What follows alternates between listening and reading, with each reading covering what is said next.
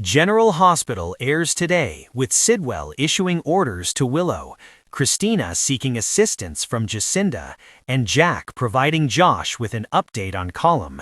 They are both awake when Carly and Valentine get out of bed as they change into their clothes.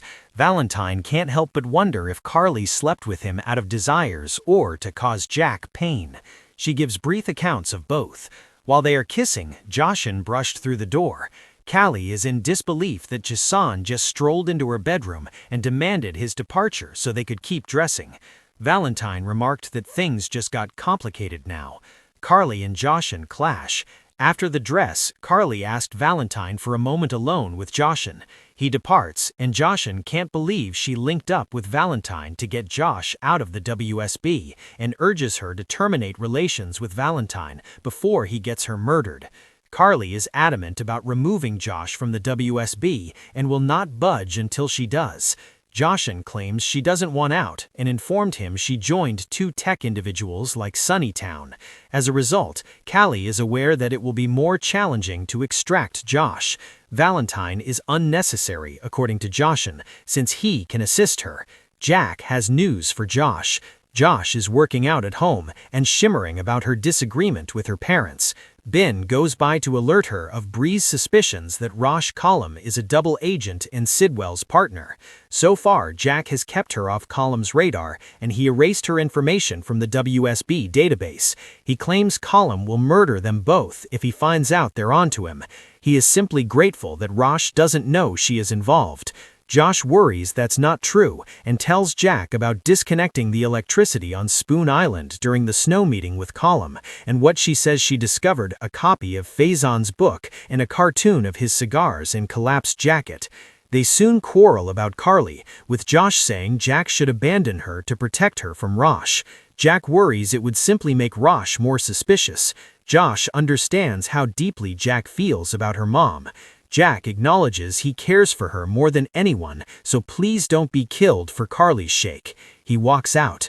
Later, Josh walks out of the shower in a bathrobe, only to discover Valentine sitting on the sofa with her revolver. Where does Scout life? Alexis and Christina meet at the Scharf Lodge to discuss Alexis's irritation about Willow getting picked for Congress before her, and that the lawyer needs to see her today since she is bringing Scout to visit her dad. Alexis is at least delighted that Willow has no time to take care of Scout, so the girl gets to life with them. Sidwell swings by Willow's apartment, having heard about her encounter with Laura, and urges her to always follow her signals from Ezra. Willow's the message Ezra works for Sidwell, and Sidwell is in control. Sidwell brings up something that bothers him. Drew's daughter, Scout. Optics are key in politics, so having Scout live with Alexis makes Willow appear like the bad stepmother. He tells her that she needs to bring Scout home. Sidwell then takes off a visit from Scout. Later, Willow sends Drew out in his chair and reveals Alexis is bringing Scout for a visit and urges him to make sure things goes nicely. No indication for aid. Alexis's and Scout arrive, and Willow says his Scout's dad is delighted to see her. Alexis pushes Scout to communicate to her dad and that he can blink to say yes and no. Scout wonders of whether her dad is okay. Willow glances at Dio, and Dio complies and blinks once for yes. Betrayal at Crimson. At Crimson, Nina informs Jacinda she is traveling to DC with Willow for her swearing in, so she has to teach their new intern. Lulu arrives with Charlotte, their new intern. A happy Nina assures Charlotte that she is going to adore having her here, and Lulu thinks it will be a terrific experience. Jacinda gives Charlotte the tour of the place, and was alone. Lulu and Nina both realize that Charlotte is playing them. Nina redirects the discussion and tells Lulu that she's extremely thrilled she is seeing her brother, in spite of how close she also is with Maxie. Soon, Lulu decides to take off and instructs Charlotte to be good. Charlotte rolls her eyes. Later, Nina meets with Charlotte and says she knows she is playing her and she loves her much too much to let her get away with it. Nina understands the girl isn't thrilled about having a babysitter and tells Charlotte to consider it a method to show to Lulu that she can trust her. Charlotte recalls overhearing Nina and Jack plotting. Charlotte courtly replies, "It's awful when someone takes advantage of your trust. It makes you wonder if you ever knew them."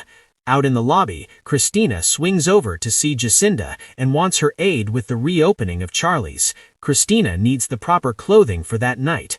That's when Jack enters. He storms by Jacinda and into Nina's office and wants to talk with Nina alone.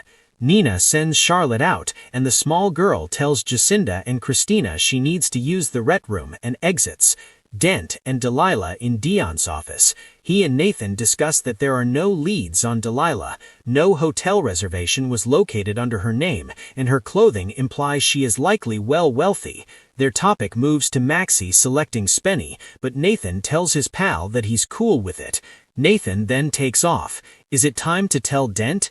Nathan and Lulu meet up at the Scharf Lodge. She informs him that her discussion with Maxie didn't go well. Nathan acknowledges he had an opportunity to inform Dent today, but didn't. Lulu says they need to tell him the truth together. She urges them go face the music. Maxie goes by Dent's office, and they hug as he is pleased to see her. She brings up the Nathan and Lulu scenario, but he has no idea what she is talking about. Maxie informs him, "My ex is sedating your ex." Dent feels she is rushing to conclusions, as they are only friends, but Maxie says Lulu came to her last night and told her everything. Maxie came to Kami Zat believing he already knew. That's where Lulu and Nathan arrive to meet Dent, only to discover Maxie with him. She informs them to let the cars out of the bag. In the show's final moments in Dent's office, Lulu asked Maxie if she informed Dent out of spite. Maxie felt they would have had the decency to notify him already. Lulu says that's why they are here, but they wanted Maxie to know first. Maxie makes sure Dent is okay before storming away. Lulu tells Dent she is sorry, as she wanted to be the one, to inform him. Nathan and Lulu depart after Dent simply says nothing and gets back to work. Ouch. At Drew's, the caretaker pours him back to bed, and Alexis promises Scout they will be back soon and spent more time with her dad. Scout leaves to collect some items from her room, and Alexis proposes she and Willow arrange up the next visit. Willow tells the lawyer and says it's time for Scout to go back in with her and Jill. At Crimson, Jacinda finds Christina the right clothing. Then they start hunting for shoes. When they depart, Charlotte returns to Eversdrob on Jack and Nina. In Nina's office, Jack feels that Charlotte's internship here is the perfect opportunity for Nina to acquire Valentine's whereabouts from her.